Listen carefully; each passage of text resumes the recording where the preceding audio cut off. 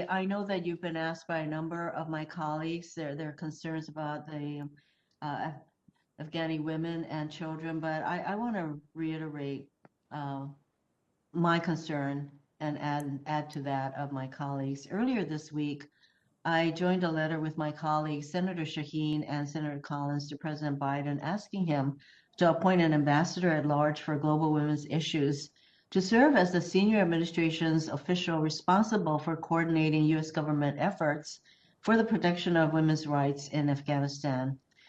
So my question is, what is your assessment of the Afghanistan government and security forces' ability to protect girls' education? Let's just focus on education in the country. Mr. Secretary? Senator, thank you for the question, and thank you for your support for Afghan women and girls. I think we've been able to see significant progress in Afghanistan since 2001 in advancing human rights and opportunities specifically for women and girls, and education is an important part of that. I think the contributions that women have made in Afghanistan and the progress that those contributions have enabled across the society as a whole are remarkable. We continue to work, using the tools that we have as a Department of Defense to try to continue to promote the role of women in peace and security and the role of women in the Afghan National Defense and Security Forces. I know the State Department and the U.S. Agency for International Development are looking at this through their resources, tools, mechanisms, and authorities. I can't really speak to the Afghan government's ability to provide for education, but I can say that in terms of what we've been doing with the Afghan National Defense and Security Forces is to increasingly promote the role of women as part of the ANDSF.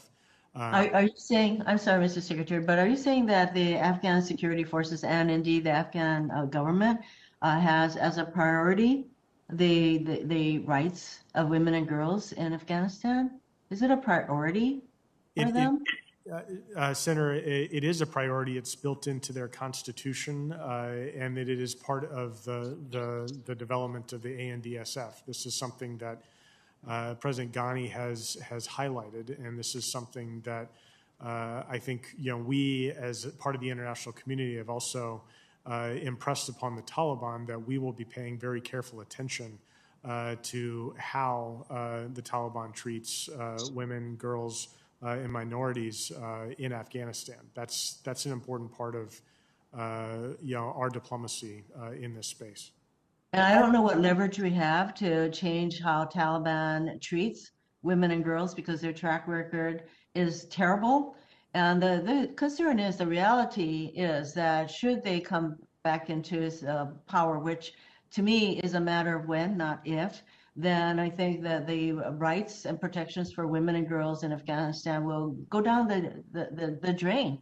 And I really think that that is a realistic assessment of what's going to happen. So at the least, shouldn't we be appointing a single ambassador at large, which remains a vacant position, to serve as the administration's point person, especially for those of us who want to very much be focused on what's going to happen to Afghani women and girls after we leave?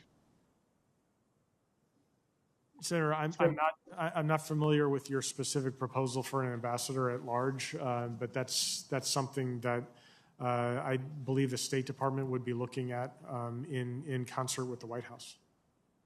So my colleague, Senator Warren, talked about what is actually happening in Afghanistan and what the future looks like, because you mentioned that tribal chiefs, and the first time I went to Afghanistan was back in 2006. 2007 or so, when at that point we were told that the Afghani security forces were being trained and they were going to be able to take care of the security needs, et cetera, of their country. And as Senator Warren pointed out, no, it remains not so. And so Afghanistan historically has never had a central government. You have all these tribal chiefs who are not about to listen to whatever is emanating from the central government, because that would mean they would be giving up their powers. So the political and cultural aspects of Afghanistan is something that I don't think our country really appreciated or understood very well. And so these are issues that arise anytime we go into a foreign country where we do not necessarily assess accurately the cultural and political dynamics going on in that country. And we certainly can't swoop in and try to make change that can be sustained militarily. And I'm saying the military, I'm sure, did its best, but here we are. So I don't know if my time is up, Mr. Chairman. Yes, it is, Senator. We're I can't trying to see the, move. okay. Thank you.